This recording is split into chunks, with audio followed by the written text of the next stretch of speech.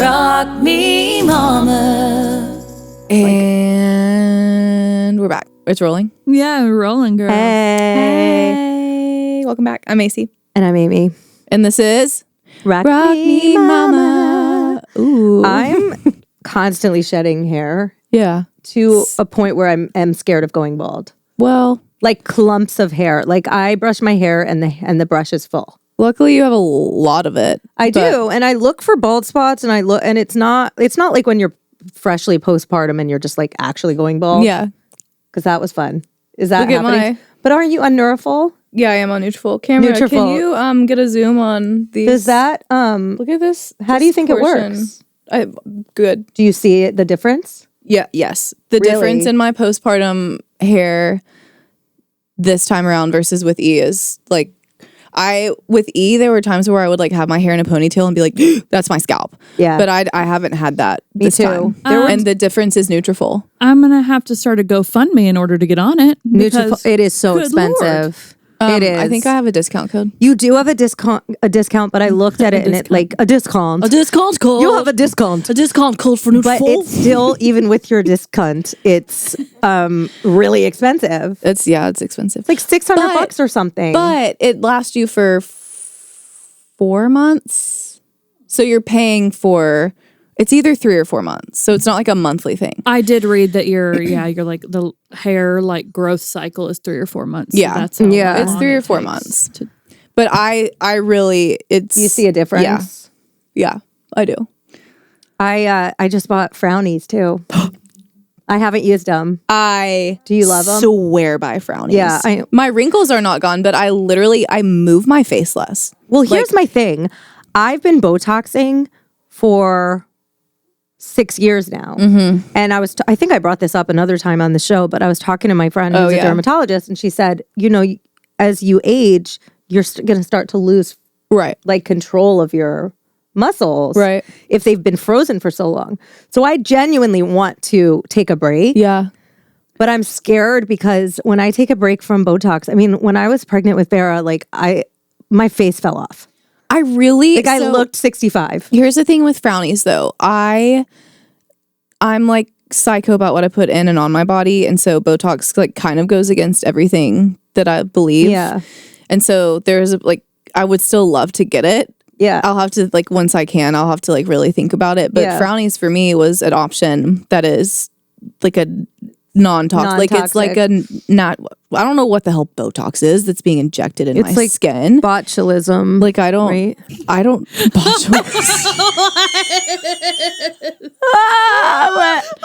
What is it? Producer Moore, can we that get wrong? fact check on that? I'm not sure, but I feel like that's not. Wait, hold on. I thought it was Define botulism. botulism.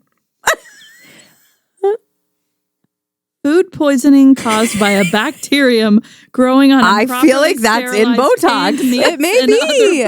I think that's in Botox. In conclusion, yes. So yes, botulism. Okay, there is some sort of It's a botulism in. neurotoxin. But truly though, Botox. like what the hell is Botox sorry, that we're getting Amy, injected in our skin? My thing it can't be good, but also if It's there is actually something dysentery. So if there is something that you don't need to be doing or taking while you're pregnant or breastfeeding, that to me, I'm like, maybe I should never do that. Yeah. That's kind of my like rule of thumb. And so I struggle with I just don't want to look old. I'm sorry. I just don't. so I'm not ready here's to look The old. good thing about Frownies is you can still do it while pregnant or breastfeeding. Yeah. Because it's not Non-toxic. botulism. Yeah. So you could do. I'm so thrown off. I'm so sorry. Bill, I think you have botulism, I think it is. Okay, I'm going to let it go. But I think that's what is in Botox. I've got to be very honest with all of you. But what do you do with the Frownies? You spray them and you paste them on? Yep, spray do them. they stay on? Yep. Oh yeah. You have to taking it off. They stay on. So peeling them off if you want to get it wet so that it's like a smoother thing. Otherwise, it's literally like it sticks to your skin. But like the first like 2 or 3 hours after I've taken mine off, it looks like I just had the freshest of Botox. Okay. And like I noticed a difference in my forehead. Yeah. Since I feel I've like I do started it. too. I feel like I noticed that there's a difference. There is my wrinkles were wrinkling. Like they were Well, you haven't slept in a long time. Well, yeah, and I had Botox one time, so it's not like I ever like had it long enough to make a difference. You've been doing it long enough. But when I took off for pregnancy and breastfeeding, especially in the because I started doing it 6 months after having Farrah. Yeah, but when I took that whole fucking time off, my face fell off. Yeah. Like I look at pictures and I'm like, holy shit. My face is on the ground. My face is off. You know what? Skull. Well, I will sing Frowny's praises forever and ever. I'm going to try them. I got them all. Maybe I'll start them tonight. For the first 3 months, I did it every night because I wanted to make it a routine and make a difference because consistency, like anything else, is a part of Frownies. And then after you've done it for a while, you can start like kind of weaning off. So now I do it every like 2 or 3 nights. Yeah. And just it's more like maintenance. And it's not going to like get rid of your wrinkles, but it totally softens them. And I don't use my face as much. Yeah. It's weird. Like, I know this isn't the topic that we're going to talk about, but I think it's like the aging thing has become very apparent to me in the last year. 40 and 41 have hit me. Like even when I close this, it like takes, look at that skin. Yeah. It's like old skin. Like it like takes some of my skin with it. It's like, oh, hey, you have an old wrist. Does anyone know anything about wrist Botox? No, but like you'll see, you guys are young, but like 40 comes and it does, things do change. I know that like I'm in good, I take care of myself. Yeah.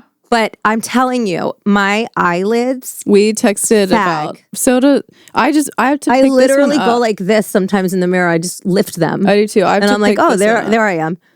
Like they are saggy, and I want to get a blepharoplasty. Amy and I are starting a fund for eyelids and education. Eyelids and education. It's college and lids. Mm-hmm. It's what? College and eyelids, honey. Oh. Because my lids are I never thought. Eyelid. I thought you said collagen eyelids. Oh, collagen. Oh, no, college tuition. Yeah. And eyelid surgery. Well, look, y'all, on the bright side, we probably just made some marketer's dream because some non-toxic mom out there is going to create merch that says Botox is botulism. And we really just made it easy for them. Yeah. So that's true. We might need to get a copyright on that. That is true. It's botulism. You're welcome. Yeah. Botox is botulism. But really, though, we're going to start a fund. I need to get a jar to start putting some money in it for the eyelids. Yeah. My right one, I think it's because since E has been born, I slept. The monitor is on this side. Yeah. And so even if I start on my left side, everything in me is telling me to face this way because my eyelid just got stuck. Did you see it? It was like... I actually was going to say something. It's so rough, Macy. It literally gets caught on itself. No, I'm telling you. I'm sorry, I just tripped on my own skin. So I used to do the one line. I used to do like the cat eye eyeliner. Ain't nobody doing a cat eye at 41 if you're me. Your eyelids are they're right where they need to be. No, they're not. When I look, if I draw the cat eye, it looks like it's like a zigzag. What is that? You know, do your lids hang low? Oh, do your lids. What's that dance though? Oh, it's nothing. We'll talk about it later. It's the dance we've been impersonating all night. Oh my god. Anyway, I hear what you're saying. I'm doing a blepharoplasty. It's $8,000. I'll do it when I'm a little older, and you guys will see. It's magic. They just take some eyelid skin and they just cut it off, and then all of a sudden, I need it done. You look like this. Listen, mine's on my right side only. Literally, sometimes I'll be looking down and I look up, and my eye goes it's like this. Yeah. And I'm like, oh my God. It's called hooded eyelids. I looked it up and I'm like obsessive. I've obsessively been on YouTube researching hooded eyelids. Get a lobotomy. So. Really? Yeah. Yeah. I've decided. I've got another good 5 years in me, and then you're just taking yourself out. Lobotomize. Yeah. Yeah. Lobotomize me. No, women get so mad. Like when you talk about Botox, you talk about surgery or anything like that. People are like, don't glamorize. I'm not glamorizing shit. I'm not saying that everyone should get a blepharoplasty. You want. I'm saying I want Yeah. and eyelid surgery, I like Botox. That's fine. Do whatever you want. But I will say, I don't want to look like one of those crazy salamander people. Yeah. I think it's And a slippery everybody slope. looks I do the think same. it can be a slippery slope. It's a slippery slope. Like the filler is a filler, I feel. Yeah, filler Once definitely is. once you get into filler territory, you're on a slippery slope. Yeah. Yeah, I agree. And then you just look like a swollen salamander. An ageless salamander. It's how every single woman to me looked on The Golden Bachelor. Oh, yeah. Like every single one that was on camera. When I lived in LA, that's how everyone looked. They're like, I'm here Yeah. for Jerry. I know. And you're like, Jerry with a J. Can How we old get are a- you? Can we Yeah. get a jump scare warning?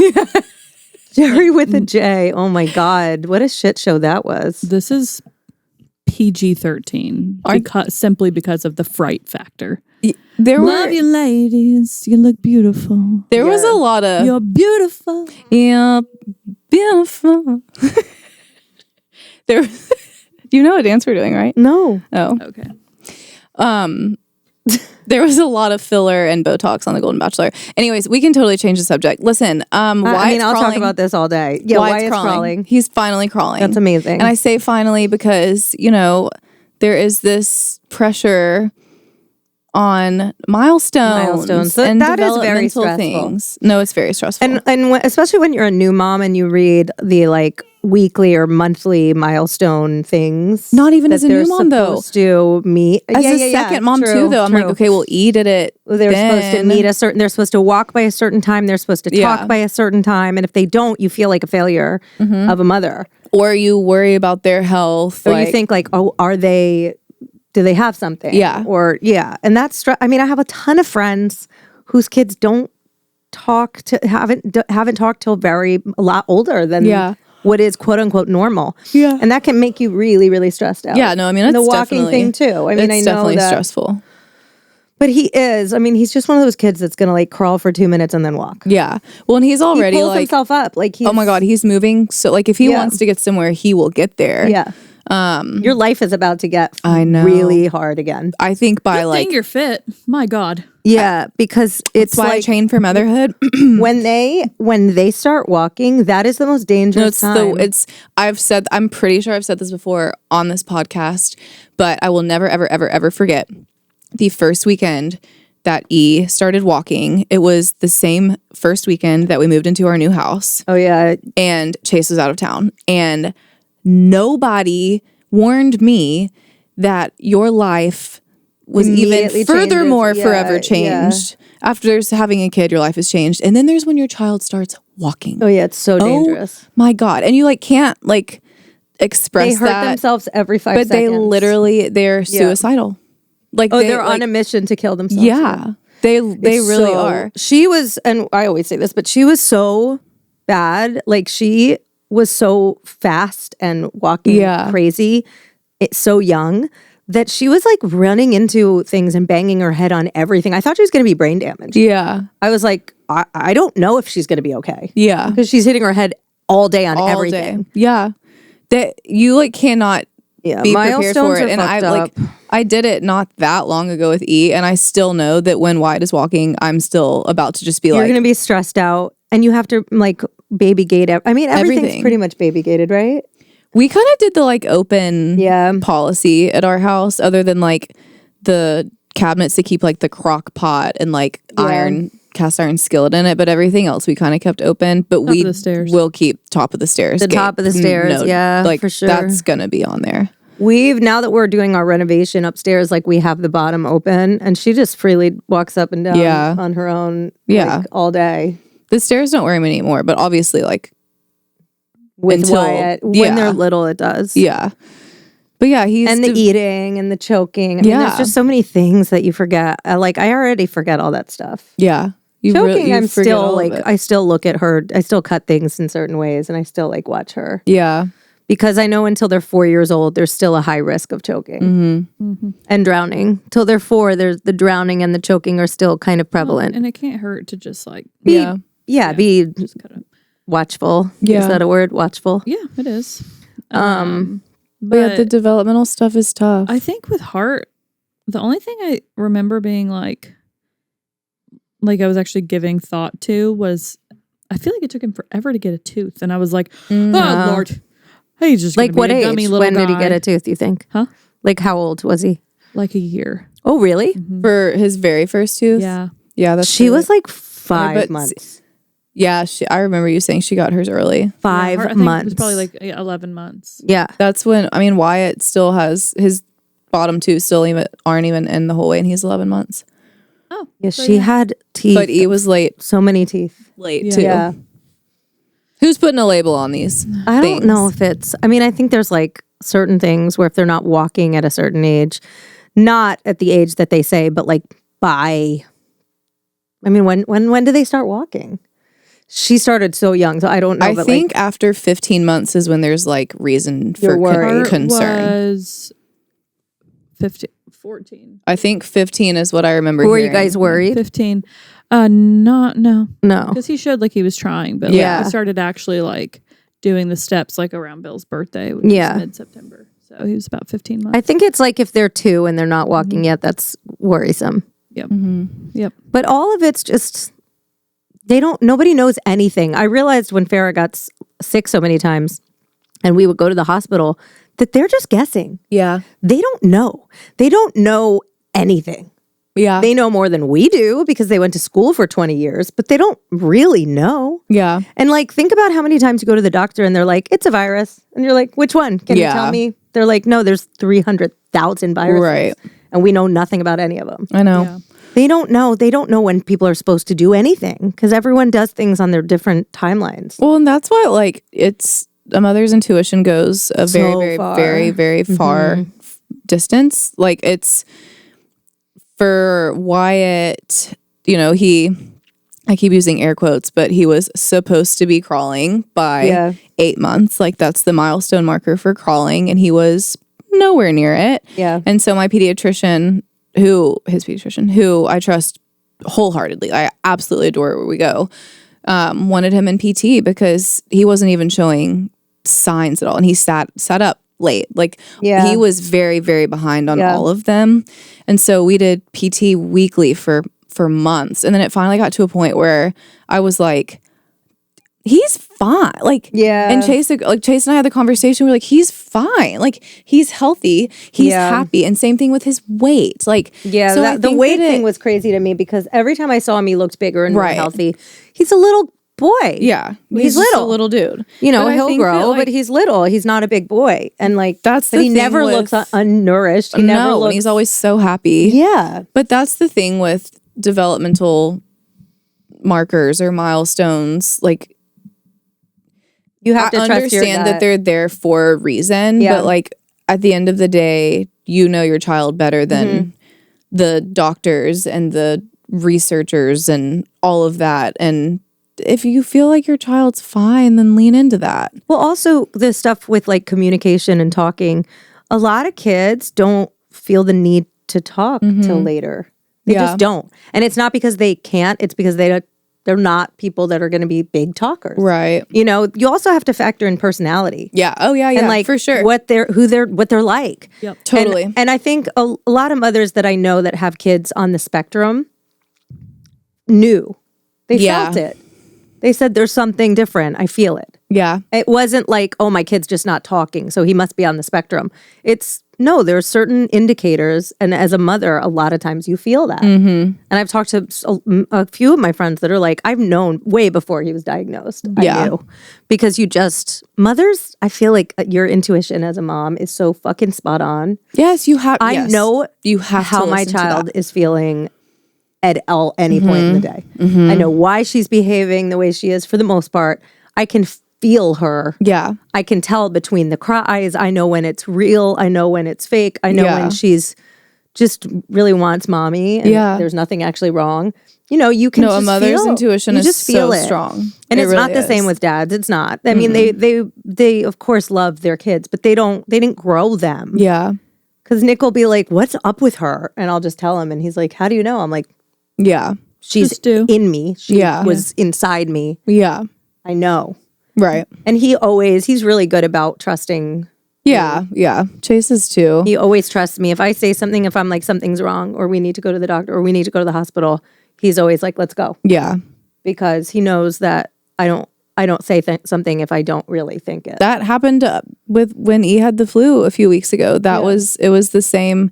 Chase was like, because I booked him a doctor's appointment. I don't do doctor's appointments unless, like, I like to try all the home things before taking to the doctor.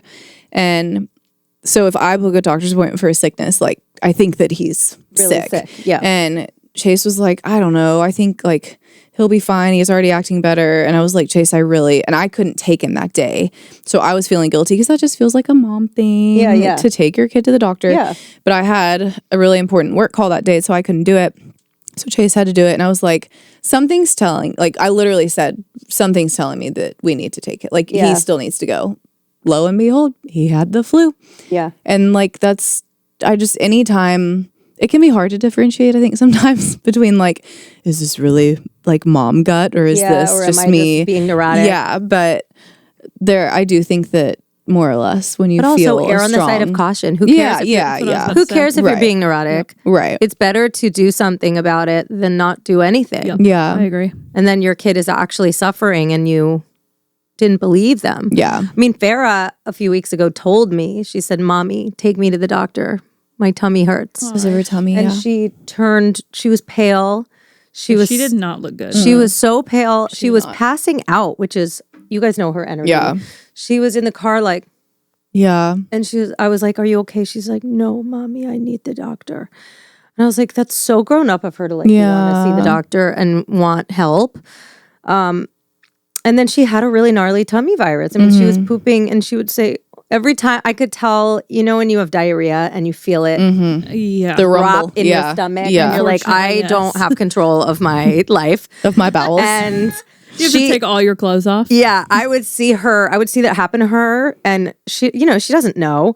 She would be like, "Mommy, I gotta go to the doctor." I'm like, "You don't have to go to the doctor every time you gotta poop, baby. Like, you're gonna poop, and it's okay." And she's starting to get embarrassed of poop, so she doesn't like the fact that I'm cleaning me better than Nick, but she doesn't. I'm a safe person. Yeah, it's okay. She was like, "Mommy," because it's like gross and it's everywhere, and you're just like, she's self-conscious about it. Yeah. And I'd be like, "Baby, everybody poops. You got to let it out. Like, let it all out." Mommy, it's just my job. Yeah. Well, but poor thing. That's so hard for a kid to go through because, and you don't really think about that because a couple weeks ago, and a bunch of times in my life, at Macy's house. Oh yeah. My stomach hurt You got the poops? so bad. She couldn't. And I went to their bathroom about 7 times, and I mean, I was almost fully naked in her bathroom. Everybody was like rooting for her at the house because too. my stomach hurt so bad, and I walked past Chase. He's like, "Going for another try?" And I was like, "Yeah, you kind of know a lot about what's going on in here right now." And you know what? It's fine. I honestly didn't. Oh care. Yeah. I don't think there's any. There's like no filters. I think in I there. had. What are you gonna I think I had do? one little nugget. No, Yeah. no, What? Oh, that's I don't the know what was going on worst. that day. I think you were stressed.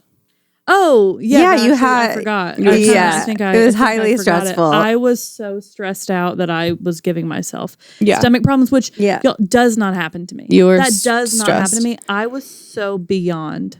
Yeah. Yeah. Anyway, so But you had a million people at your house, and a lot was For going like on. 3 weeks in a row. yeah. Yeah. There was a lot going on. But but imagine being a toddler and like not knowing what's happening. Yeah, I mean, and you're she- like, she this was is really- grody, Yeah, but it's you're like, not- it's like throwing not up out of your comfortable at all. butthole. It doesn't. It's really not, gnarly. It I was glad hurts, though that she didn't puke, because puking for kids is so terrifying and it's so like pitiful. When we've had tummy flus and she's puked, it's been the most agonizing thing for me. It is so sad. I kind of feel like I prefer puke over poop. I prefer puke. Really? I do. Something about it. I I don't know Really? why. E handles it really well. I also have caught. He's thrown up like 4 or 5 times total. I've caught 3 of those times. Just Yeah. You're like, why is that our instinct? Remember when I caught I her don't know. turd? Yeah. Oh my word, Why yeah. is it my What is instinct to that? like I don't hold my know. hand out? I'm like, and it's not even a grossed out thing. I think it's like No, I don't care. it's a like Yeah. because. And I It's now know when he's about to throw up, he It's a literally reflex. comes towards me and goes, and he like needs a hug. Yeah. Because I mean, you know, Yeah. you know when you're about scared. to. he doesn't know that feeling yet. So he's thrown up enough times that I now know if he's doing that, I'm like, ooh, it's coming. Yeah. So I just automatically am like, it's a reflex. Isn't that so crazy? Well, and you don't want them to think that they're doing something wrong. You don't want them to think that they're grossing you out because it's like, God forbid, they feel ashamed about it. Right. But yeah. Throwing up is scary. That's why Nick and I had to have that talk. Remember a while back, every time he changed her diaper, he'd go, holy shit. Oh. And he would literally change her diaper like this. Oh God. And I'm like, by the way, what if someone did that to you? Yeah. Like, what if I was changing your diaper and that was what I did? Okay, you would feel so much shame. That is my response every time I leave the bathroom after Chase is gone. But yeah, I know. Well, and I was like, you have to do act normal. Shouldn't he know how to make his poop not stink by now? Figure it out, Chase. I was like, you're making her feel embarased to poop. Like, you cannot do that. That's a good one, Amy. That one actually is pretty legit. I do think that's a real thing. Them. Yeah. You cannot shame them. Or why do you think some kids have pooping problems? Or like, ooh, that's really stinky. My poop stinks too. I'll be like, oh my God, that's a good one, babe. You really did a great poop. You know. Yeah. But or you can't be like, oh God, hello, poo poo, nice to meet you. That's so funny. Hart now has to look. Yeah, is he pooping in the toilet? Oh no, just when I change in the diaper. Yeah. So did I tell you guys she pooped in the potty? That's so good. She went and sat and pooped in the potty. Go Farrah. I mean, full disclosure, she started pooping in the bathtub and then we stuck her butt on the potty and she pooped. And then another time she pooped. So she's pooped twice on the potty, and she's been, I think at school, she has been peeing on the potty too. I'm sure. But she takes her, she has her pull-ups. Yeah. Because we haven't just done the full thing. But she's starting to want that independence because I think she really is over having her diaper changed. I think she's like fucking over it. That was when we knew. I don't want you to touch me. I think that means she's getting ready because it was a fight, like a wrestling pin him down fight to get him to change his diaper. I mean, it was agonizing every single time. And I think that it's because he didn't want to be in it anymore. And he knew that and she tells me, she'll be like, I have a poop or I need, or my diaper's wet. She's close. Because diaper changes used to be awful when she was younger. She would flip out the whole time. And then that went away and she was fine. And now it's back to where she's like, she just doesn't want us doing it. And I'm like, if you feel like a big girl, then it's time. I changed her poopy not that long ago, and I didn't have to use the phone. She just laid there for me. Yeah, that's because it's you. She's not going to do that for me. She's like, Mommy, give me the... She's like that for Polly, too. She's like, she does whatever Polly says. Yeah. I'm the one. Yeah. That gets the lucky one. This is a tough developmental milestone because we haven't, we've got the little potty and, we're doing pull-ups that are way too small. We need to size up. But what are you, 6, 7? She's 7 now. Oh, what? In pull-ups. Oh, I don't know. He's probably a 6 or a 7 in pull-ups. We're in the Target brand that it's it goes in the T, 2 for T, 3 to 4 T. Okay. We need to do 3 4 T, but because he has to be potty trained by the time he turns 3 for school. Okay. Which I know is or mostly, they're going to have accidents. So I'm like, oh, we need to figure that out. Yeah. Also another one for Hart. It took him forever to say mama.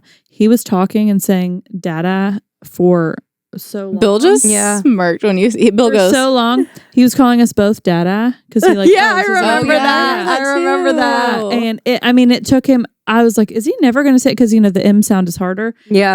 And then he finally did it. God, that feels like. And now he says it all day. So it'll come eventually. It'll come. Yeah, she said dad. I think she said dad before she said. They mom. all do. Oh yeah. And her first real word was no. I think it's the letter sound. No. Yeah. No. Yeah. Oh, really? That's so weird. And bubble. Yeah, that is so weird. Bubble. First word was no. I love that Farrah girl. said no. Shocking. I love that girl. What was Hart's first word? Remember. That's okay. I know, isn't it weird? That's why you have to write things. You try everything down. It was probably ball. Honestly. Yeah. Doggy. Yeah. Ball. Yeah. I feel like it was one of it was like a thing. Yeah. That's so crazy. Cute. She her verbal just recently has gotten crazy. She's wild. I cannot believe the other day when we talked about this on the other episode, but when she said something, and I was so upset. Yeah, the library was closed. The library was closed, and I was so upset. And I'm like, upset's a straw. Sad, because E will say he's sad. Upset is that's next level. And she says she's embarrassed. She says, embarrassed. It's crazy. Yep. She is she's so smart. Yeah. Yeah, it's wild. I wonder if she's just like a girl and ahead in that way, because girls are really ahead, or if she's just really fucking smart. I don't know. Like I don't know when it's going to be apparent which one it is. She's a little bit next level, to be honest. Like just in general. Yeah, because she has girlfriends that are really smart, but she's not definitely even 3 yet. Yeah. I mean, she's been saying full sentences for a long time. For months. I mean, long time. Yeah. Like, yeah, it's crazy. pretty crazy. Yeah, she's smart. Yeah. I think she's gonna rule the planet. I think she's next. No, Not like just we the always world, but say, the planet. we always say like how our windows are. We have a really old house and our windows are painted shut. And whenever we need to open one, we have to like fucking chisel it open, and it's awful. We're gonna have to replace all the windows, but that's when we're rich. One day that'll be cheap. One day we'll have to be rich. But we always say, thank God her windows are painted shut, because that little crazy girl would be tying towels together, throwing out the tree and outside climbing outside and sneaking out. Yeah. By the time she was 8. Yeah, 100%. Because she's so rebellious that like she would be sneaking. And I used to sneak out of my house when I was a teenager. I would sneak out all the time. I stole my mom's car all the time. Oh my God. And I would just take one of my brothers. I'd wake one of my brothers up and I'd be like, you're coming with me. And he'd be like, oh, Aim, come on. I'm like, you're fucking coming. And we would take my mom's car and just like oldest? drive. Yeah, I'm the oldest. That's what I thought, yeah. One time we were driving and my brother was like, what? Why does it feel weird? And I was like, I don't know. And I was just in neutral, just rolling down a hill.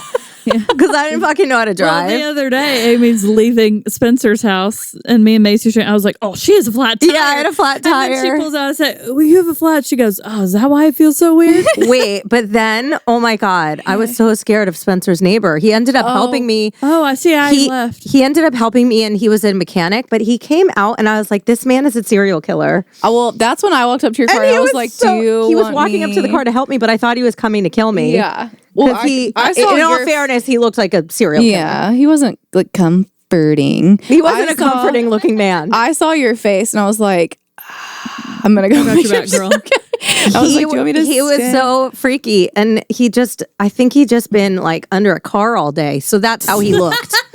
You know what I mean? And you're about to be under a car. Yeah, and I was like, I'm about to be 6 feet under. Yeah. And my kid's in the car and I'm like, fuck, I gotta.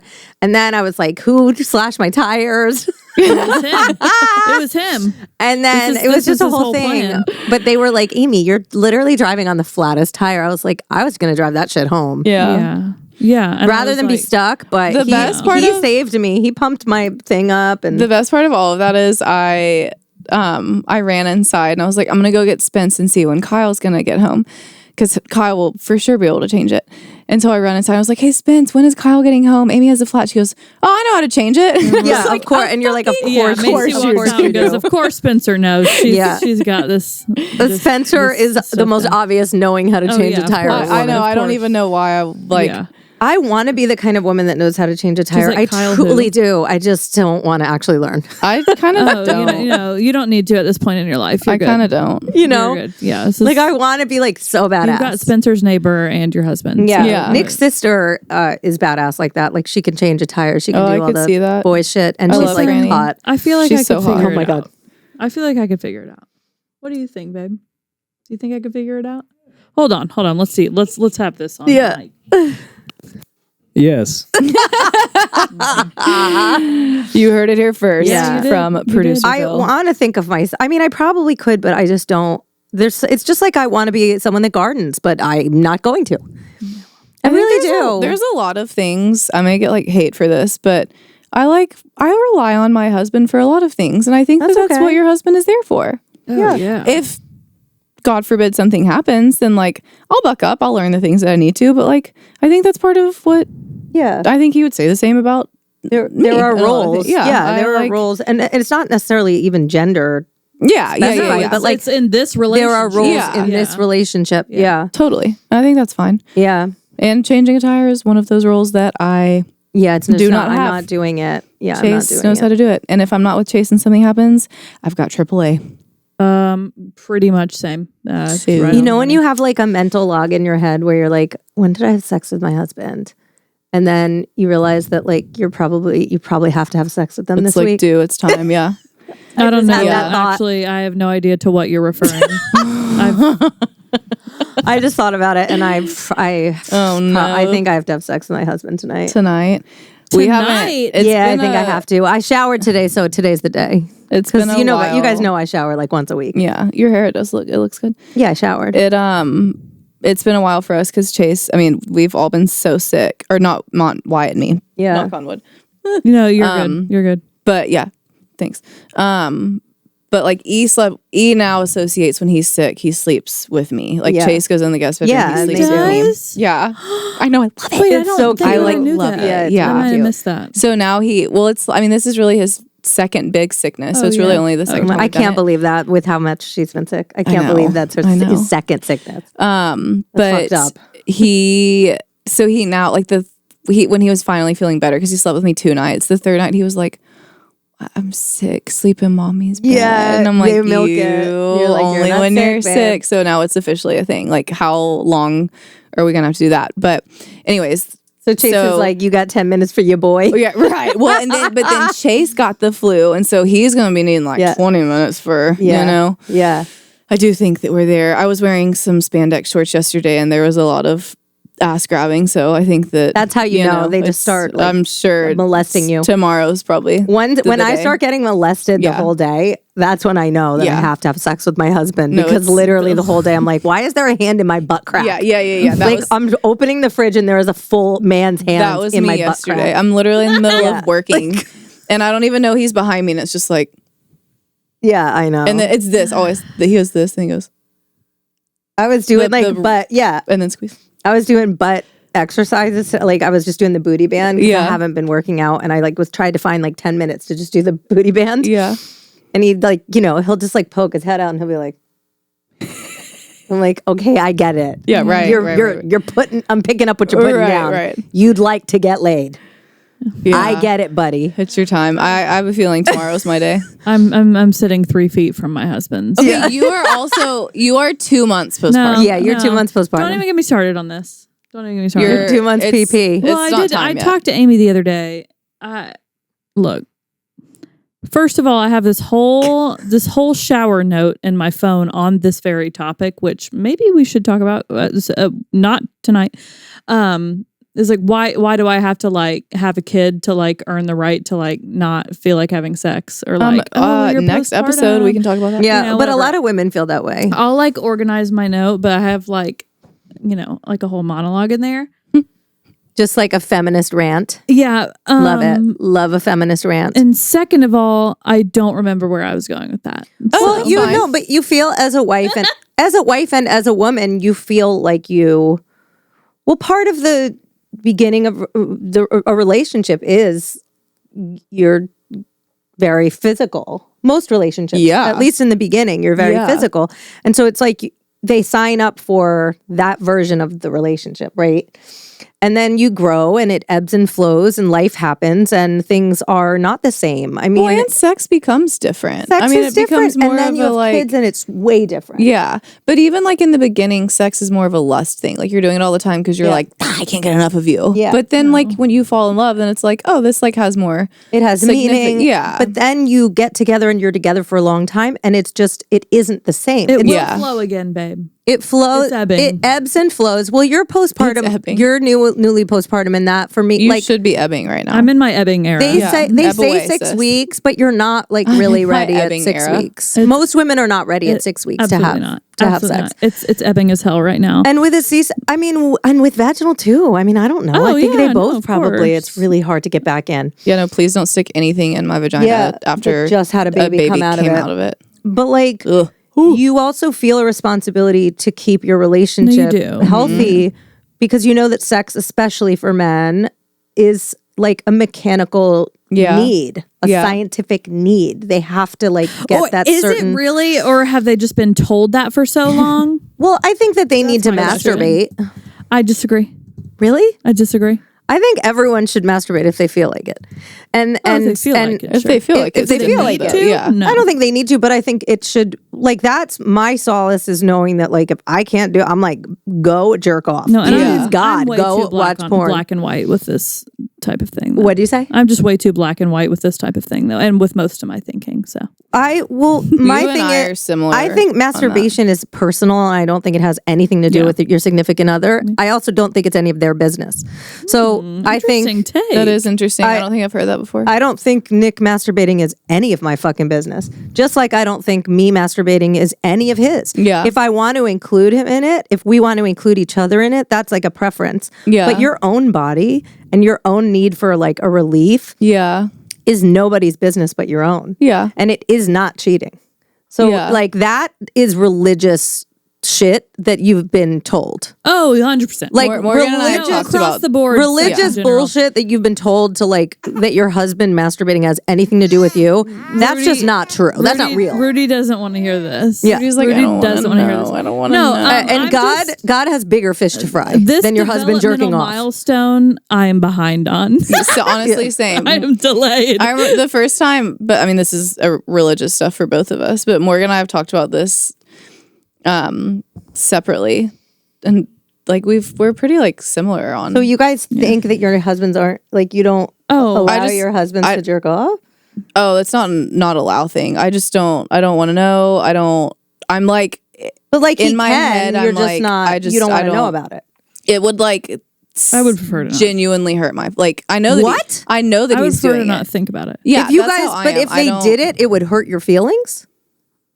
I mean, I don't want Bill watching porn. I don't like thinking. Yeah, I don't like. Thinking about it. I don't want Bill watching porn. Is that a normal way to think? I don't think normal. I mean, I'm not coming down on you don't guys. know. No, I don't am I think the normal- abnormal one? Because No. in my circle of life, I think there's a lot of normal, but I would say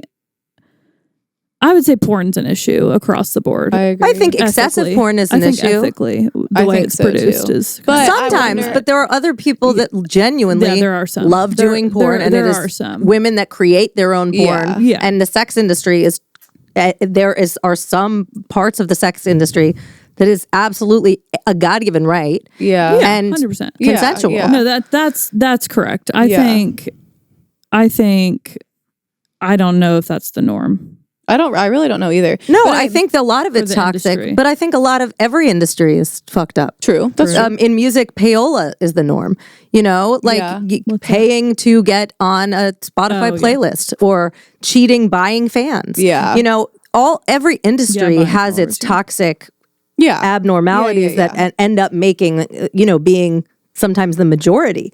But innately, like, I'm going to teach my kid that, like, she should touch herself if she wants to, whenever she wants to, not in public. Yeah, not But in her public. her desires should be her own, Yeah. and she should never feel ashamed about it. No, I Yeah. agree with that. And I will teach definitely- my I definitely son feel the same thing if I stunted. had a son. I definitely feel stunted by the shame conversation. It's the shame. and it's a not even an in private thing. It's a no thing. Yeah. So, yeah. Which Across- is how. Well, because you guys have sons and they're going to want to masturbate. Yeah. Oh yeah. And this is a topic that you're going to have to breach. Yeah. Yeah. Because if you shame them about that will fuck them up for Right. life. Right.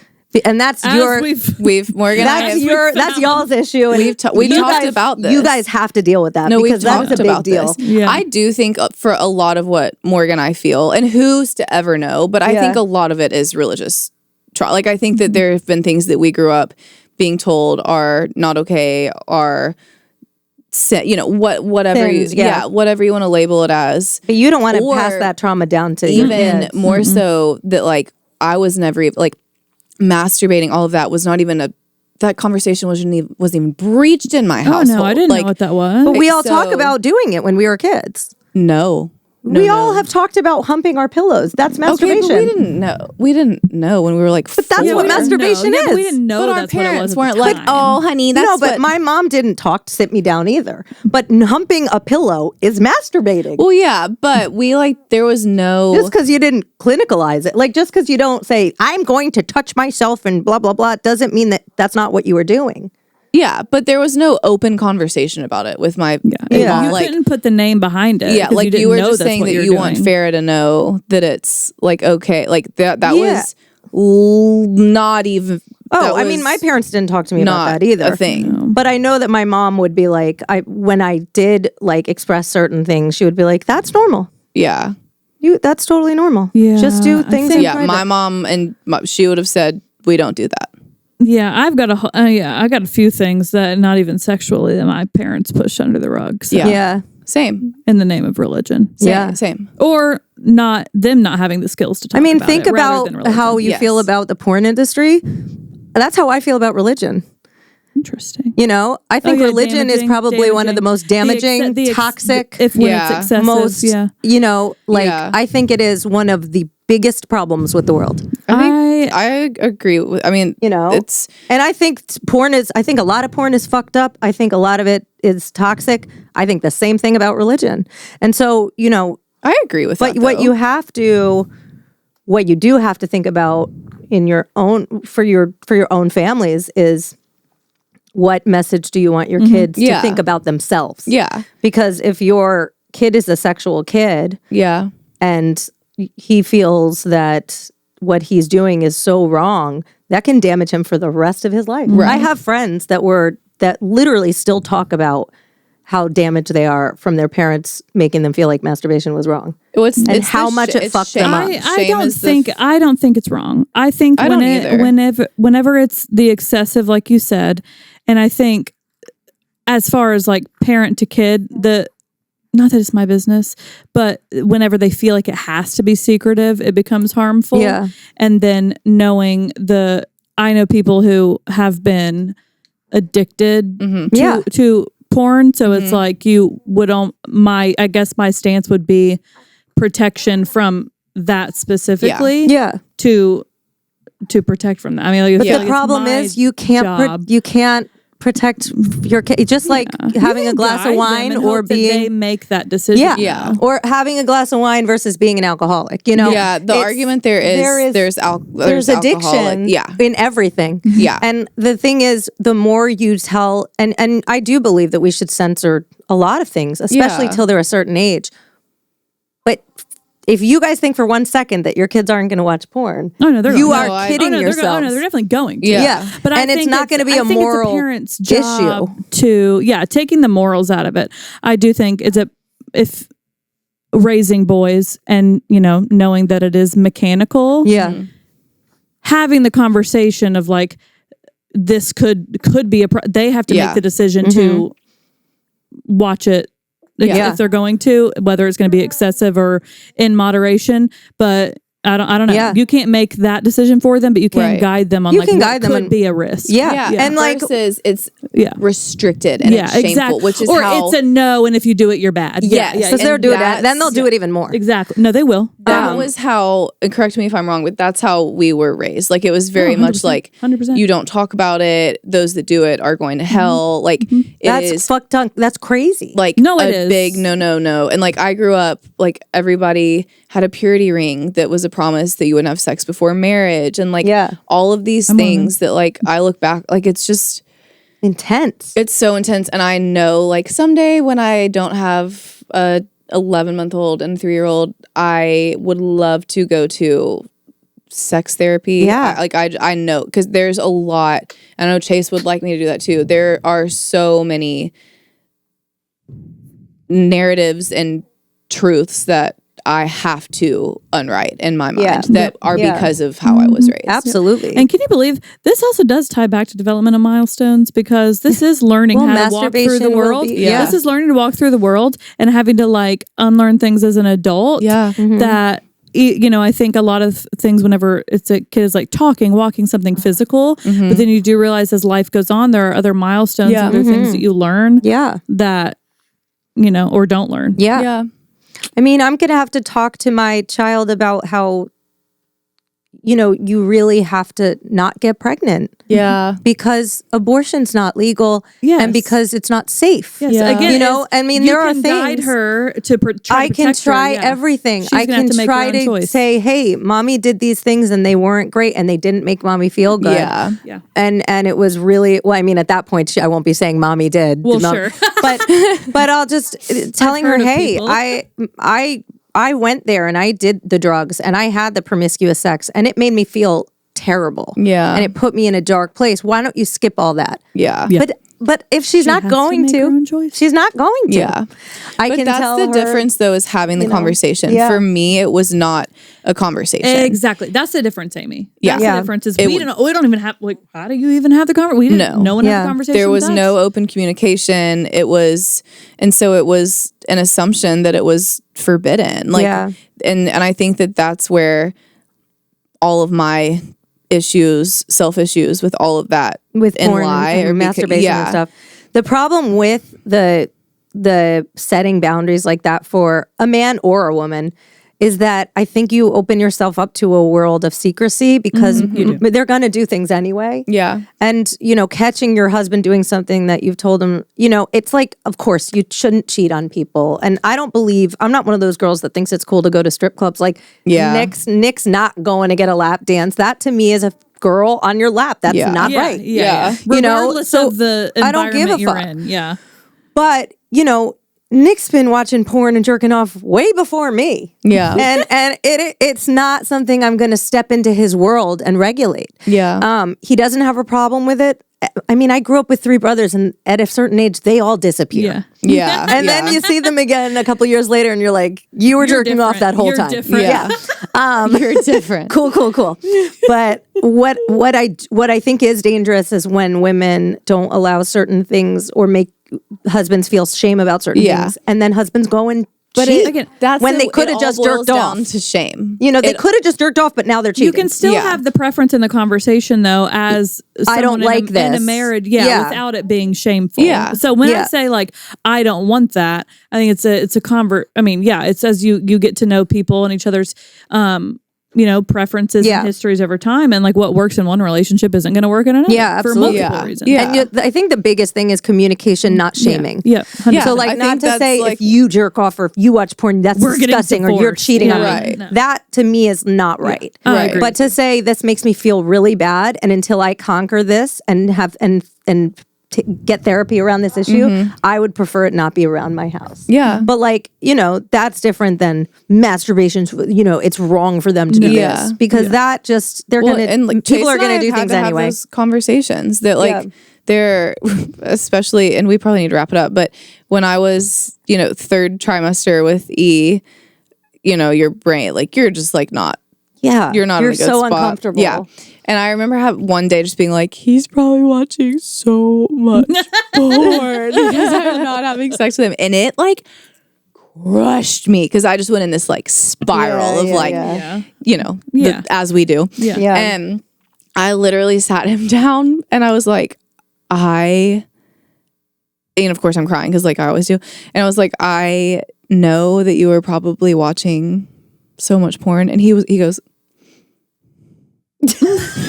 I'm like, let's try not, because I sound fucking crazy. I'm like this beached whale, just like sobbing. Yeah. And I was like, because I know, like, I'm not having sex with you, and I know that you're probably doing it. And he's trying so hard. He handles my crazy waves when I'm pregnant or hormonal so well. What a guy. And he really does a good job. And he was so kind about it. I could tell he was like trying not to laugh, and he was like, I mean, I'm not going to say he handled it so well. He really handled it so well. But like there was a moment in time where I literally like had to talk myself off of a cliff of like the porn situation while pregnant. And he like, it wasn't a fun conversation. No. I mean, I'd been with Chase for 7 years at that point, and it still was like this. I don't like having this conversation. Yeah, but like, it was really cringy. So cringy. Yeah. Yeah. It was so cringy. Yeah.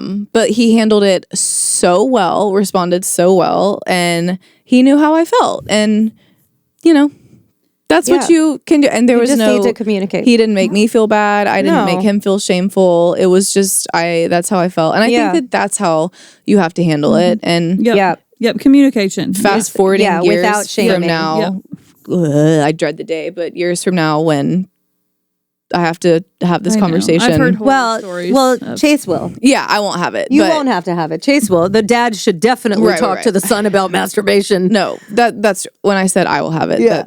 The family will have been you discussed. And Chase have to be aligned on how that conversation is going to go. Yeah.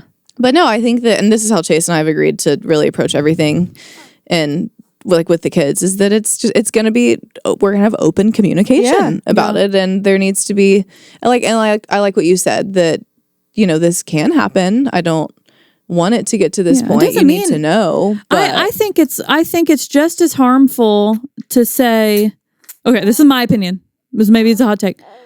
The abstinence conversation, the don't do it at all rather than teaching safe sex, I feel like it's just as harmful to allow a free for all. Yeah. In the name of free will. You remember the kids that you could go to their house and everyone was smoking pot? Those kids are still living in their hometown. There has with to be 10 kids and they work. Exactly. Those you can't do a free for all. Yeah, you cannot do a free for all. With everything, it has to be here's the information. Yeah, here's the information. Yeah, and I'm not gonna allow you to sit in your room and jerk it like a fucking creep. Yeah, we should all aim for the middle of the road. as adults. I agree. Yeah, and teaching our children. What's really nice for Chase and me, and then I need to go feed YY, but I was kind of one extreme and he was kind of the other. Neither of us were extremes, but for sake of the conversation, I was raised religious. Everything was restricted, blah, blah, blah. His parents were very kind of loose rules, it was just opposite. Yeah. And so we both, there are things that Chase's parents did or didn't do that he doesn't want to carry over in our family, and same with mine. And so it's almost like we're going to take some things from mine, something from his, which I'm sure is how all couples are. But in terms of things like alcohol and sex and all of that, I think that our goal is to be that middle ground of we're going to talk about it. Yeah. Not encourage it, not discourage it. No, we're not going to be the house where kids get fucked up. No. That is damaging. Yeah. Because those kids, you know those kids. The kids that could get fucked up at their house. You know those kids. They're not going to choose not to. Yeah. No. And in conclusion, you should absolutely stay up at night worrying about your kids' development throughout their entire life and what you're going to do to screw it up to where then they end up having this very conversation. Yes. And that's on Milestones. Yes, honey. Wow, we really brought it full circle. See you. Wow. We good covered job. all the topics. We'll see you guys next week. Bye. Rock, rock, rock me, mama.